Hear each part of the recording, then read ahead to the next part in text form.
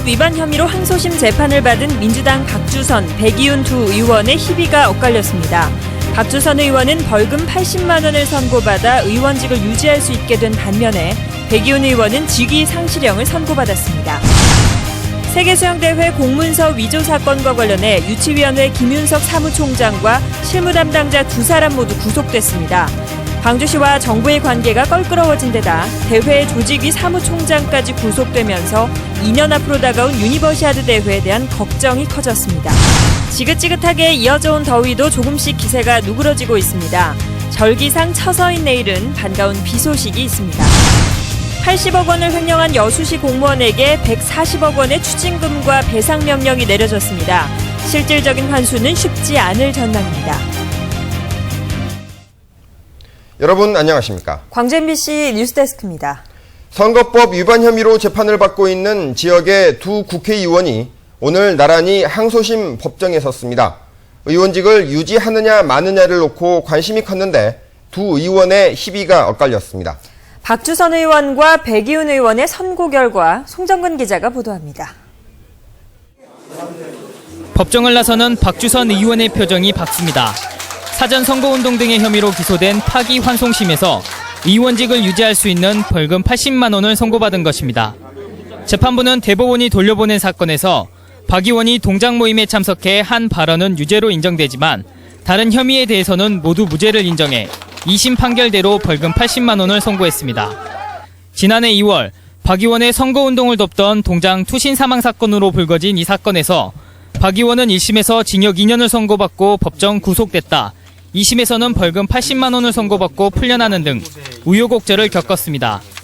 사필 규정이 이렇게 힘든 여정을 거쳐야만 된다 생각할 때 그동안의 정치 파란만장한 역경을 또 생각할 때 같은 시각 같은 법정에서 열린 민주당 백이원 의원은 정반대의 판결을 받았습니다.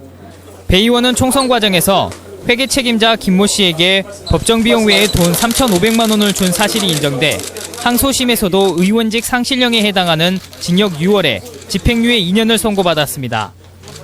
배 의원도 1심 재판부의 국민참여재판 절차 착오로 1심부터 다시 재판을 받을 뻔하는 등 우여곡절이 있었습니다. 당연히 상고를 해야죠. 이런 승부할 수 없으니까 당연히 상고를 해야죠.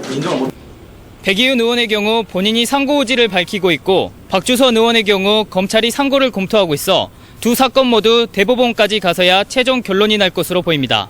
MBC 뉴스 송정근입니다. 수영대회 공문서 위조 사건의 김윤석 사무총장과 광주시청 6급 공무원이 어젯밤 구속됐습니다. 두 사람의 증거인멸 가능성 등 검찰이 요구한 구속수사의 필요성을 법원이 받아들인 겁니다. 조현성 기자입니다. 세계 수영대회 공문서 위조 사건과 관련해 김윤석 유치위원회 사무총장이 검찰에 구속됐습니다. 함께 영장이 청구된 광주시청 6급 공무원 한모 씨도 구속됐습니다. 법원은 김 총장과 한 씨가 서로 진술을 맞추는 등 검찰 수사에 어려운 측면이 있는 점과 사안의 중대성을 감안해 구속영장을 발부한 것으로 전해졌습니다. 검찰은 김 총장이 총리실이 적발하기 한 달 전부터 총리와 장관의 서명이 위조됐다는 사실을 알고 있었고 이 과정에서 최소한 묵인 또는 방조한 것으로 보고 있습니다. 영장이 발부됨에 따라 검찰은 최대 20일인 구속기간 동안 혐의 입증에 주력하는 한편 강훈태 시장과 관련성 여부도 계속 수사하고 있습니다.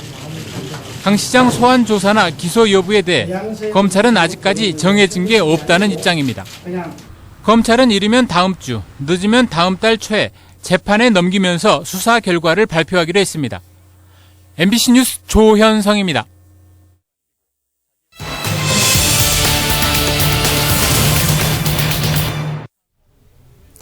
오늘 집중 취재는 2년 앞으로 다가온 광주 하계 유니버시아드 대회를 짚어보겠습니다. 어제 구속된 김윤석 사무총장은 유니버시아드 대회 사무총장도 겸하고 있는데 수영대회 파문이 유니버시아드 대회에도 영향을 주고 있습니다. 먼저 이계상 기자입니다. 2015년 하계 유니버시아드 대회를 개최하기 위해 필요한 비용은 8,100억 원이 넘을 것으로 예상됩니다. 이 가운데 확보 가능한 예산은 절반가량인 4천억 원 정도에 불과합니다. 때문에 추가 국비 지원이 절실하지만 수영대회 공문서 위조 파문으로 광주시와 정부가 대립하는 모습을 보이면서 국비 확보가 녹록치 않은 상황입니다. 이렇게 되면 유대회 개최를 계기로 도로와 체육시설 등을 확충하려던 계획은 사실상 물 건너갈 가능성이 높습니다. 지방자치단체의 문제가 아니고 이거는 국제사회 속에 신뢰할 수 없는 어떤 국가 신망도 입장에서도 있을 수 없는 일입니다. 또 유대회에 대한 정부 지원이 미원적이면 민간 기업의 참여도 소극적일 수밖에 없습니다. 현재까지 민간 스폰서십을 통해서 현금 지원이 확실한 금액은 100억 원 정도에 그치고 있습니다. 여기다 김윤석 조직위원회 사무총장의 구속은 대회 준비에 영향을 미칠 것으로 보입니다. 조정과 사격 경기장 건설, 유대회 참가자 항공료 지원 등의 문제를 김 총장이 독점적으로 틀어지고 국제대학 스포츠연맹과 협의해왔기 때문입니다. 한 사람으로만 조직이 움직여지는 게 아니라 시스템으로 움직여질 수 있는 그런 조직들이 되어야 되지 않을까 생각을 합니다. 이런 우려 속에 내년에는 3개의 경기장을 건설하기 위해 최소 2천억 원이 일제히 투입돼야 할 형편이어서 광주시 재정을 압박할 것으로 전망됩니다. MBC 뉴스 이계상입니다. 네, 이런 어수선한 분위기 속에 광주 유니버시아드 대회가 일단 카운트다운에 들어갔습니다. 북한 청소년들도 참석하는 UN 행사로 문을 열었습니다. 이어서 정용욱 기자입니다. 스포츠를 통해 개발도상국의 차세대 지도자를 육성하기 위한 UN 스포츠 행사가 광주에서 개막됐습니다. 유대회 조직위와 UN이 공동 개최한 이번 행사에는 아시아 19개국에서 34명이 참석한 가운데 13일간 진행됩니다. To be a privileged role model to bring this good, positive moments to your country. 여기에는 북한 청년 3명과 인솔자 1명이 참가했습니다.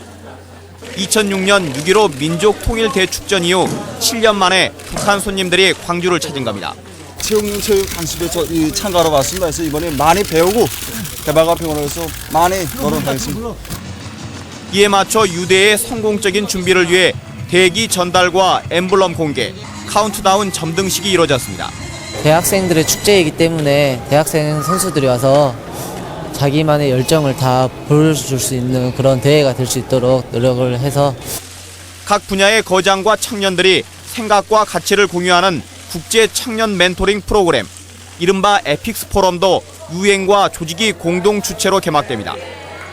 이처럼 광주 유대회가 공식 일정에 들어갔지만 참석이 예정돼 있던 김윤석 유대회 사무총장은 검찰에 구속되면서 참석하지 못했습니다. MBC 뉴스 정용욱입니다. 80억 공금 횡령 사건의 여수시 공무원이 140억 원의 돈을 내라는 항소심 판결을 받았습니다. 하지만 이 돈을 받아낼 수 있을 가능성은 거의 없어 보입니다. 나현호 기자입니다. 80억 원대 공금 횡령 혐의로 1심에서 징역 11년을 선고받았던 전 여수시 회계과 공무원 48살 김모 씨.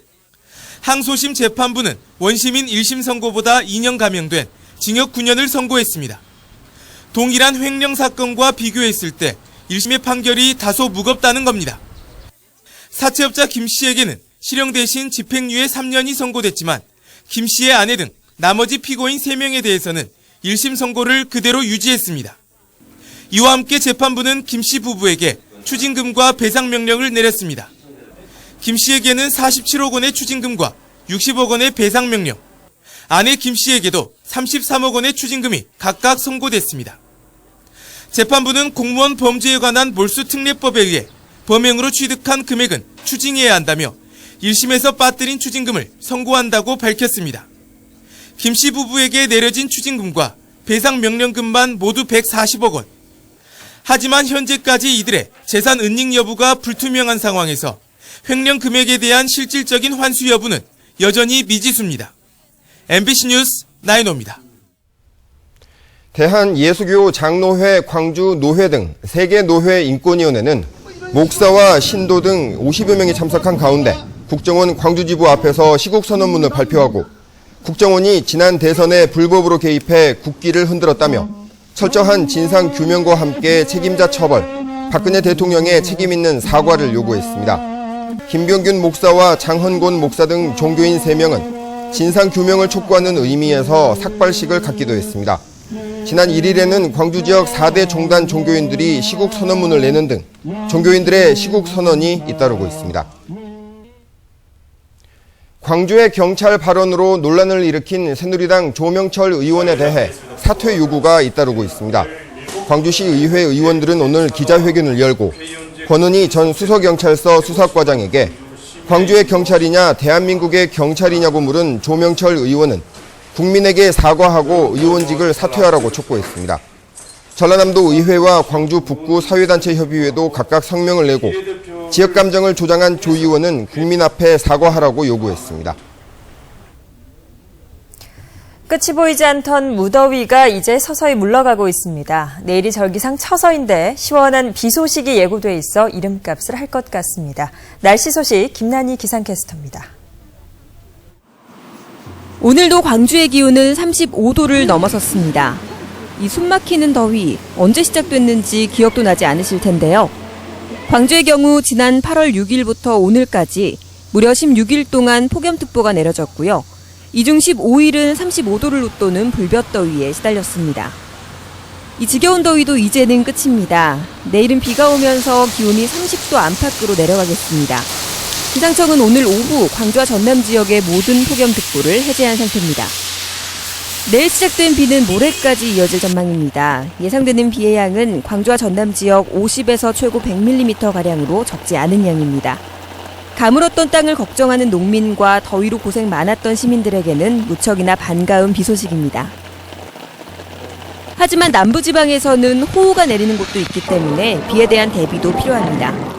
내일 늦은 오후부터 모레 오전 사이 지역에 따라서 천둥과 번개가 치면서 시간당 50mm가량의 강한 비가 오는 곳이 있겠습니다. 지금까지 날씨였습니다. 어제 갑자기 발전이 정지된 한빛원전 6호기에 이어 한빛원전 1호기도 정비를 위해 발전이 정지될 예정이어서 전력난이 가중될 것으로 보입니다.